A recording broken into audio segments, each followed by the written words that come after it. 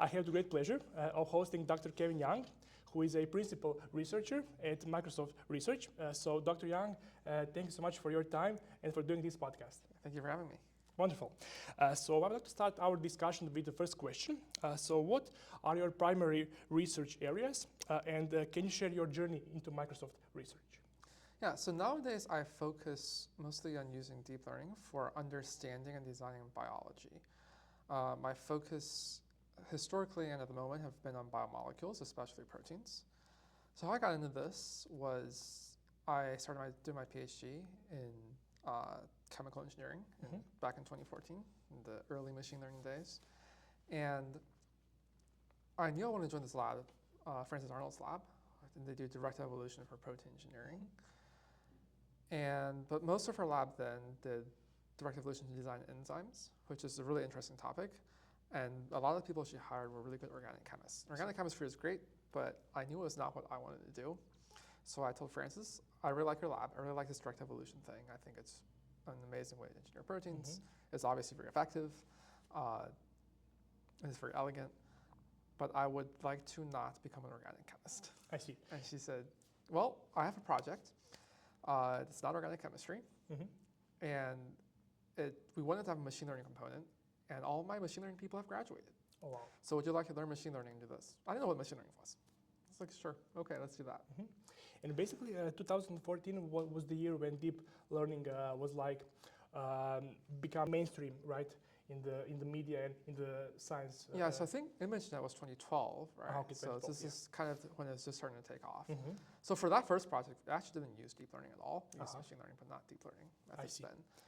So then I did that PhD. I did that project. I really liked the machine learning part, so I learned more about it, did more projects. My PhD, graduated, and then I came out to Boston to work at a startup called Generate Biomedicines. I was a very early employee there. I was doing really fun stuff. Still doing machine learning for protein engineering. And there I learned a lot of really great stuff from really great people about things like doing modern machine learning on multiple devices with modern neural networks and things like that. After about a little over a year there, I decided I want to do something a little bit more academic and a little bit more researchy. And there was an opening at Microsoft Research. I interviewed here and got an offer, so I took it. And for how long have you been here? So I started in April 2020, so almost 5 years. Excellent. And what is your opinion on DeepMind's protein folding engineering project? Yeah, so I think it's really great, like the whole AlphaFold thing. I have friends in the AlphaFold team. One of my lab mates, actually, the next machine learning person in Francis Arnold's group after me, who started the year after me, he is part of the AlphaFold team now, so that's really great. I think they've done a really good job. People thought that, people doubted them, right? People said, you can't do it this way. And they did it, and it works really well. And it builds on years and years of people collecting really high quality data, decades worth of data deposition and curation, and then this CASP, like structured evaluation thing. And basically the Nobel Prize was given for this project, right? For protein folding. Well, the Nobel Prize was in chemistry this past year was for protein structure prediction and for protein design to David Baker. Can you share a high-level overview of how AI is transforming biology and medicine nowadays? Yeah, so first of all, biology and medicine is really broad, right? Because you start with like the kind of stuff I do, which is more on the molecular side. You can actually go even lower level. You can talk about atoms even, right? Atoms, molecules, and that all builds up to you put your molecules in the cells come together to form organisms, or if you're doing medicine, patients. And between that, there's tissues if you're doing humans, not if you're doing like E. coli or something. And then your organisms, your patients, come together to form populations, and you do population level health. And there are applications for machine learning at all of these levels, right? Yeah. So some examples, not my work, but at Microsoft, there's been a lot of work on can we use machine learning to do better molecular simulations, right? And to make those faster, because this is a kind of weird area where the non-deep learning way is inefficient, Of course. Yeah. which is incredible. Incredible. You can definitely use machine learning to do molecular design without any quantum computing involved. I see. So there's a whole subfield of machine learning that's can we design small molecules or discover small molecules that target certain proteins that you think might cause drugs, or can you predict other properties of the molecule? For example, its toxicity or its stability, or can you come up with a way to synthesize it, right? And those can all help you with the whole small molecule drug discovery part. If you move up in the proteins, there's a lot of work by me, by other people, saying, for example, if I have this protein I want to target, can I design another protein that binds it and knocks it out, basically, right? Can you design vaccines? Can you design antibodies, or also proteins? So can you design artificial antibodies that bind the target you want? And then, so these are all supposedly drug molecules, right? Yeah. And then even apart from the initial, I have a target, I want to bind it, you can also think about other mechanisms, like I want an enzyme that catalyzes reaction for some therapeutic purpose. Beyond the primary mechanism, you can also think of, I need this therapeutic to be stable, easy to make. I need it to be not toxic. I need it to not solicit an immune response. And when you say machine learning, can you be more specific about the algorithms you are using to develop new drugs and new molecules? Yeah, so my research, you can kind of, on the protein side at least, you can divide into two kind of general directions. One of them is, given all of the diversity of proteins out in nature that evolution has come up with and that we have sampled, can we use that knowledge to generate new proteins? First, to generate any valid protein. For the hard part there is first to have to figure out what it means for a protein to be valid or real. But then, can you do conditional design? Can you say, I want to design a protein that follows the structure? Can you say, I want to design a protein that maybe is disordered, but fulfills a certain function in the cell, like it takes a bigger protein and puts it in the mitochondria, or puts it in the nucleus, or puts it in the membrane, or exports it, right? Or even more ambitious, I want a protein that catalyzes the breaking of carbon-silicon bonds, for example. And so that's the generation side. The other side is, I have, let's say I have something I want a protein to do. I maybe can find something that does it a little tiny bit, and I can get a little bit of data about many things, some variants of this protein, and how well they do this thing I wanted to do, right? And the old, I say old, it's not really that old, but the direct evolution way here is, if you can screen many variants, you can make mutations, you can make changes to the protein, you can see how that affects its ability to do the thing you want to do. You take one or more of the good ones and you change it again, and you can kind of do the stochastic optimization that way, right? But it turns out, when you do that, you throw away a lot of information that you've measured. You've measured, say you measured 100 variants or 1,000 variants, and you kept the top 1 or 10, right? You're throwing away information everywhere else. If you know the variants you measure, you know the measurement, now you have 100 data points or 1,000 data points. You can use that to train a supervised model, right? And it turns out that for many of these engineering problems, taking any supervised model will give you a big boost in how quickly you can do this and how many measurements you have to make. You can find really good engineered proteins while making many fewer measurements, which is the dream. But now the trick is, can we do even better, right? Can we pre-train models or have other techniques so that in these regimes where you don't necessarily want to go collect 10,000 data points or 100 million data points, because that's expensive and it takes time. And if you need that many data points, you can just do direct evolution anyways without the machine learning. But can I go collect some data, a small amount of data, and very efficiently predict the effects of other mutations or other types of sequence variation on the thing I want?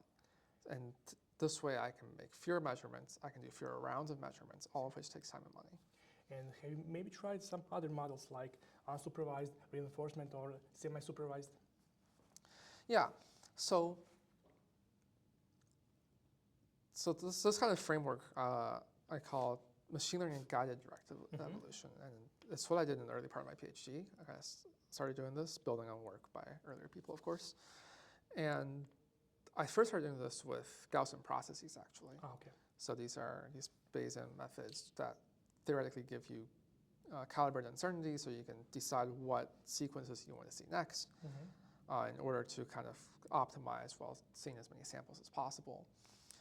And then later we started thinking about, well, we can do this one data point at a time, right? But then remember when I talked about generation, I said there's all this data from nature. Can we somehow leverage that to be more efficient with the expensive supervised data, right? And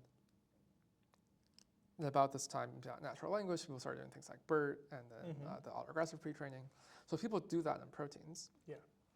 And it turns out for structure prediction, that works really well.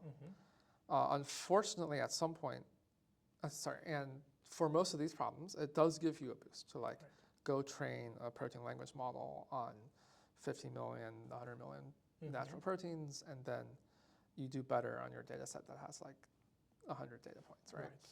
But we have also seen that for most of these engineering problems, you can keep making these protein language models do better on protein language modeling by adding more data or by making the models bigger, right? And they scale very well, just like they do for natural language. Unfortunately, the results for these engineering data sets don't scale very well. They stop scaling very early.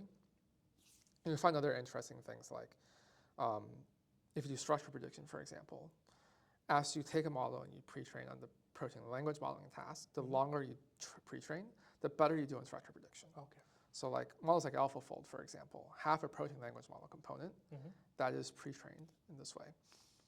And it extracts a lot of evolutionary information that tells you about natural structures. If you take, for example, the same class of protein language models and you do the same pre-training and you take checkpoints and you look at how well they do on these engineering tasks, they tend to peak very early. So the protein language model keeps getting better, but the downstream performance has to get better. And we find that basically on every scale we measure, whether it's scaling the model, scaling the data, or just how long you train the model for. Let's now go from proteins to genes. So can you explain how AI is being used to map and analyze genomes? Yeah, so here I'm not quite as familiar with proteins, but there are definitely genomic language models, right? So on proteins, the engineering is much more obvious, right? In the sense that they're discrete biomolecules. Many times we can make them, we can express them in model organisms like E. coli. You can look at what they do outside the context of the cell. Once you start getting into the entire genomes, that evaluating outside the concept of the organism or cell makes a lot less sense. I see. Right? So the complexity already grows. They also tend to be really long, which until very recently has been a challenge for these deep learning methods, just in terms of efficiency, right? Because transformers scale quadratically with length.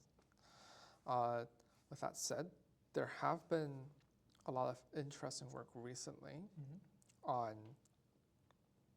basically genomic language models and with these new long context architectures. And people do things with them,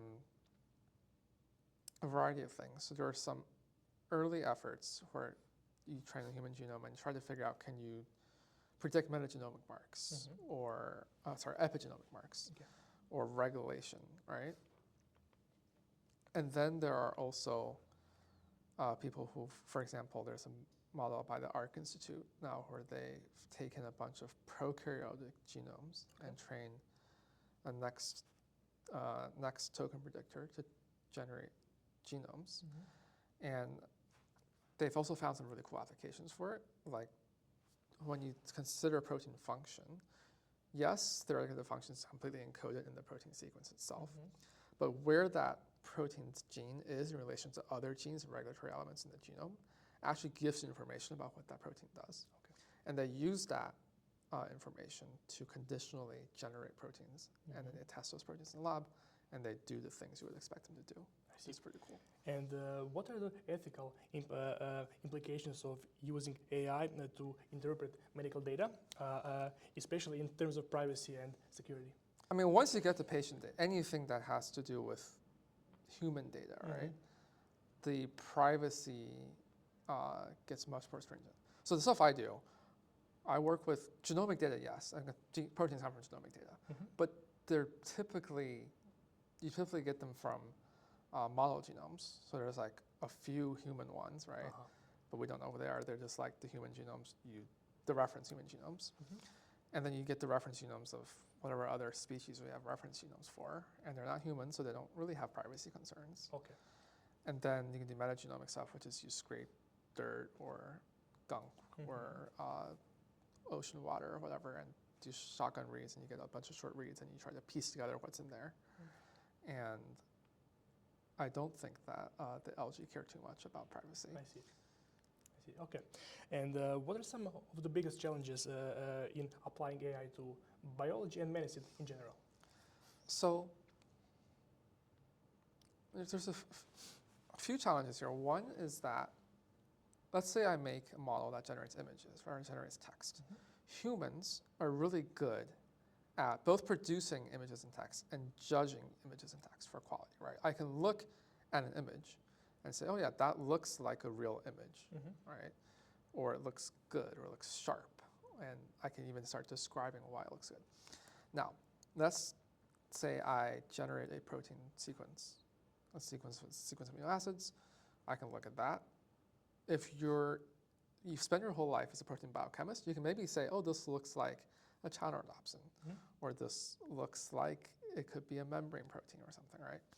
But for the most part, humans are actually pretty bad at looking at this kind of data and saying, this is a good example of a protein, and this is a bad example of a protein. So that makes evaluation a lot harder, right? And ultimately, both your input data and your evaluation comes down to, can I make this physically in the real world and test it, which can be challenging when it comes to biology and healthcare. But the other side of this is, and the really cool part of doing machine learning for biology or for healthcare, is that you're really pushing computers to do things that humans are bad at. And that's what's really exciting, right? Because I, at least, personally really want to expand the technological capacity of humanity, meaning that we want the computers to do things that we couldn't do before in a fundamentally different way. Like AlphaFold, that's the famous example. People cannot look at protein sequences and say, oh yeah, that falls into this collection of three-dimensional coordinates. That's just not something humans are evolved to do. That's not a human capability. I see. Right? Whereas apparently it's not that hard for a computer to do. Of course. And how can we ensure that AI models are transparent and free from bias, especially when they are directly impact patients' care? In molecular machine learning, we do think about bias in the technical sense, in the sense of like, you get what you train for, right? If you collect, actually, I'll tell you a very interesting anecdote. Okay. So the most popular set of sequences for training these protein language models, right? It's called UniRef, and what it is you just take proteins from reference genomes with first approximation, which means basically high quality genomic data. You infer what the coding regions are, the parts that make proteins, and then you make a database of these, right? Now, because these proteins are generated evolutionarily, there's lots of very similar things, and this makes sense in the sense like there are fundamental metabolic proteins that are shared across many, many organisms, and they tend to be very conserved because if they break, your cells all die, right? So if you're just to naively take this data set and train models on it, you would really bias your model towards these like highly conserved proteins that are essential for life, basically, and conserved across domains of life. So UniRef takes these sequences and they do some very nice bioinformatics and computational work to deduplicate them so that they're only for 50 or 90% similar to each other. You cluster them and you can train, you sample within the clusters, and now you get a much broader distribution of proteins you generate. And for structure prediction, this turns out to be very good. For generating proteins, we think it's pretty good. For things like, I once said, do unsupervised prediction of how likely a mutation is to break a protein, this turns out to be pretty good, much better than training on the full thing. All right, if you want to do this for proteins across functions. Well, then someone, I forget, I wish I could name the authors off the top of my head, but evaluated how well does this model do on proteins from different domains of life, right? Does it work well on viruses? Does it work well on prokaryotes? Does it work well on eukaryotes? And of course, because it's trained on reference genomes, we find that it works better on, say, reference things, right? And it works very poorly in viruses, and it works poorly in less studied organisms. Then another group was like, and this is a group at a pharma company now, so they really care about human genes, right? And they found that actually you don't need to train on all of UniRef. If you can do their own filtering for even higher quality, and they have some definition of quality, and by doing this, you can get a much smaller training set and actually do much better on the things they care about, which is how well do you predict mutation, the effect of mutations in human genes, right?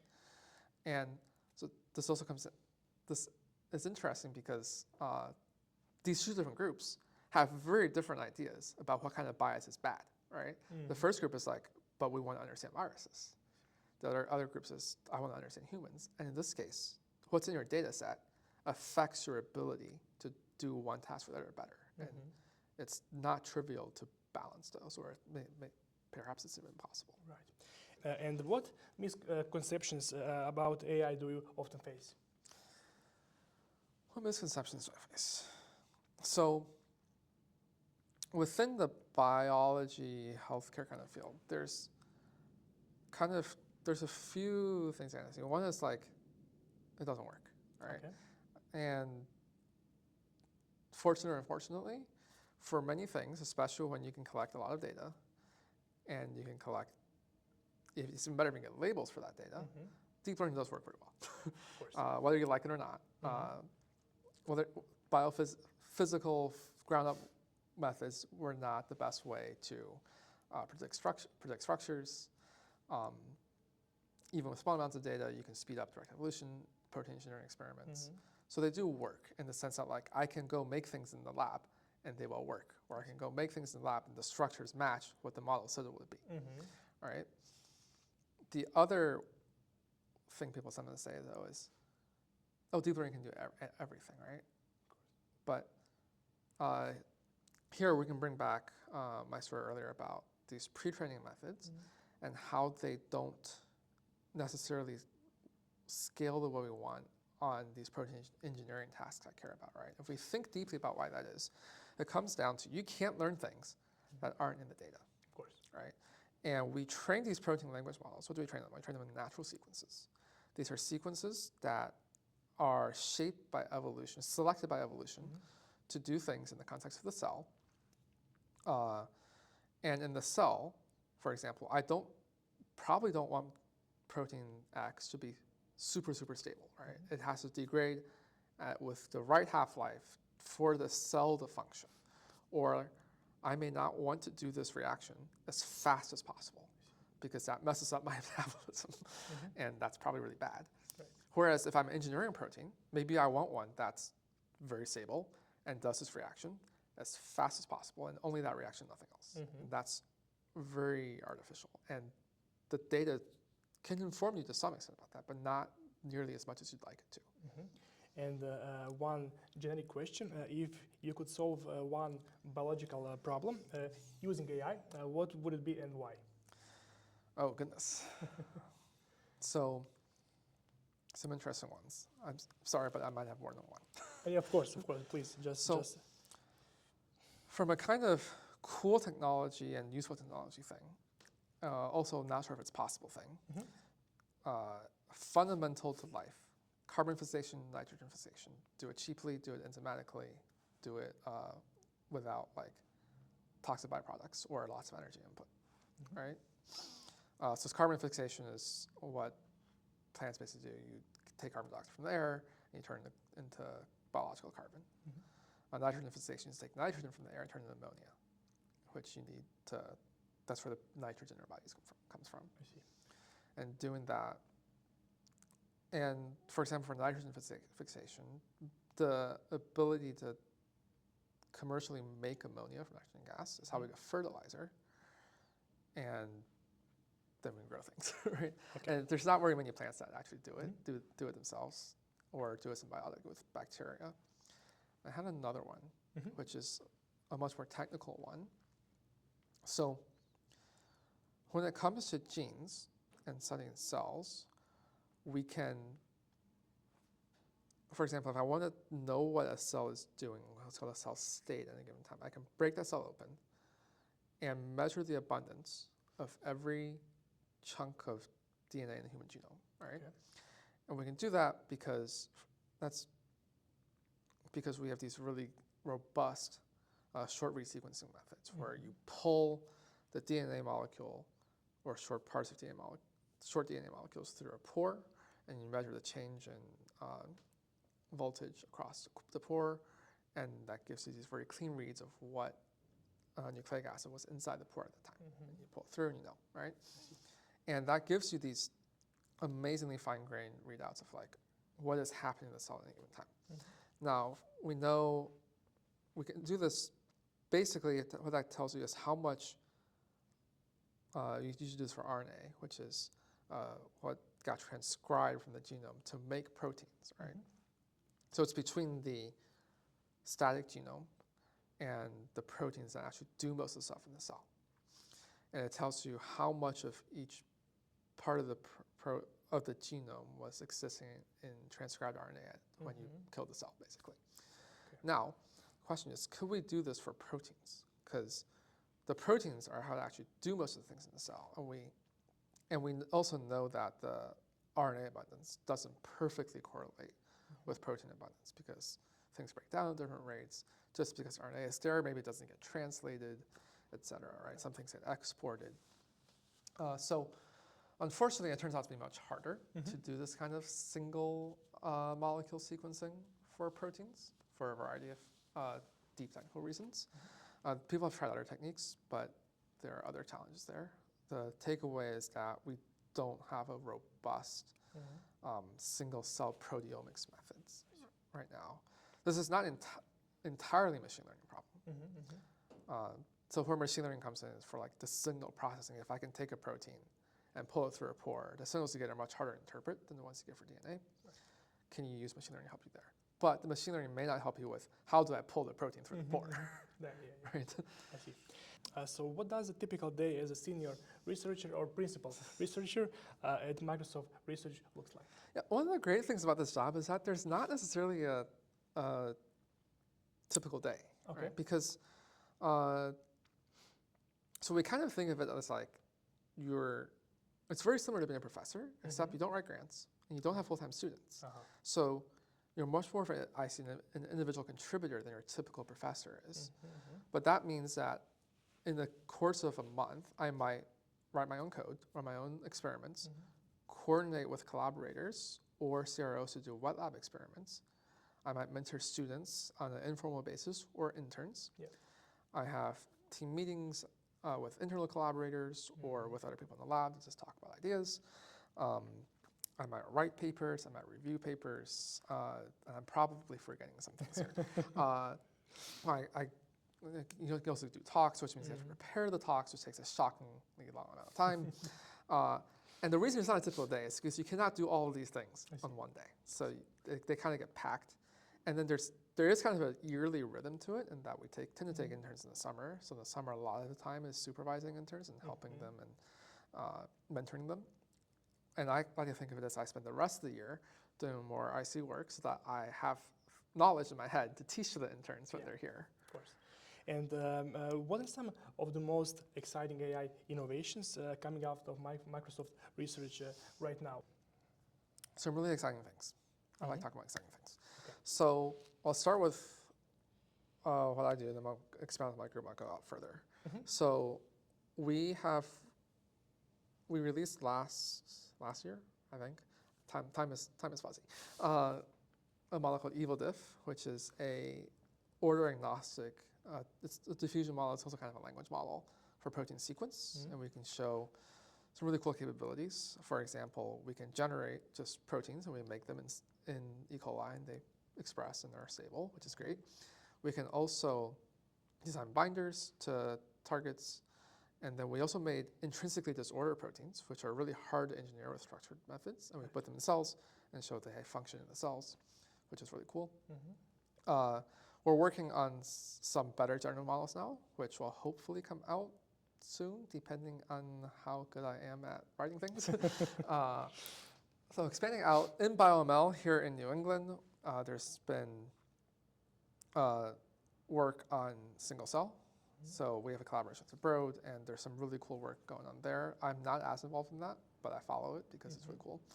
And then some of my colleagues here also work on digital pathology. So they have a model called Vircov and another one called Vircov2, which I believe are state-of-the-art for digital pathology, which is really cool. And you can see we're a pretty small team, but we do a lot of things. How does the open source philosophy influence AI research at Microsoft? Right, so I'm very careful here in that I am not a spokesman for Microsoft, but, sorry, that's the mic. That's okay. For me, as a researcher, I think it's, one, we build an open source, right? If you want to train deep learning models, you use PyTorch, open source. We build other people's open source models. And part of participating in that research community is releasing your models open source so that other people can use them, because you want people, you make impact, and one way you make impact is releasing models that people use for useful things, right? Like make new proteins. And they can't do that if your models are hidden away. But also because programming is hard, and sometimes you mess things up, and you would like other people to nicely tell you when you mess things up, which they also can't do if you don't let them look at your code. So I think as a researcher, it's really important to participate in that community, and the participation goes, the information flow goes both directions. And my final question, so what would you say to someone who is looking to enter the field of research at an organization like Microsoft? Yeah, so you're finishing your PhD and you're thinking about, what kind of career do I want, basically, right? And for me, the things you want to think about are what's important to you in your job, right? And some axes to think about are how much autonomy do you want, right? There's a mix between like a role like MSR, for example, is researchers in New England are fairly autonomous in the sense that no one tells you what projects to work on. Okay. Now the flip side of that is you also cannot tell other people what projects to work on, right? So you have a lot of freedom, and it lets you do a lot of exploratory things. But that also means it's much harder to get 20 researchers together to do one big thing, for better or for worse. There are other parts of MSR that don't work like this, but that's New England. And you can get great results both ways. You can be very successful both ways, but you should think about what you want.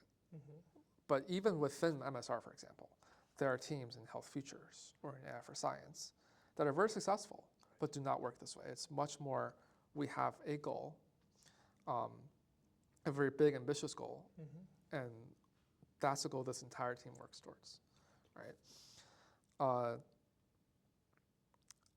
Another axis is how close do you want to be to patients and or customers, right? So the work I do, for example, is pretty far removed from patients or customers. That's good in the sense that like it lets you be much more, it's very exploratory. You're trying to be like you worry a little bit less about robustness, a little bit more about the initial capability, right? Whereas like, if you have patients, robustness and safety are like the top concerns. But obviously the impact is much more obvious, or closer to that impact if we're closer to patients, right? It's a different sort of impact. You can also think about how much do you want to be evaluated on like, and this is kind of tied to both of these things, on internal metrics versus your external visibility, right? If you think about in academia, you're almost entirely evaluated on your external perception, right? Whereas a product role, you're almost entirely evaluated on things that the outside world doesn't necessarily see. And once again, even within MSR, different parts of MSR are at different parts of the spectrum for researchers. And so these are just like the research-specific questions, right? And obviously, there's things like location. Do you want to live in Boston where it's cold? There's things like different teams, different companies have different work-life balances.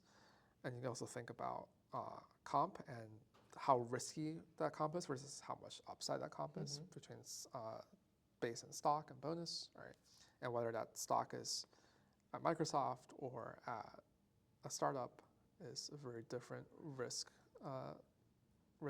mixture. Wonderful. So Dr. Yang, I would like to thank you for your time and for this wonderful discussion and conversation. Thank you so much. Thank you.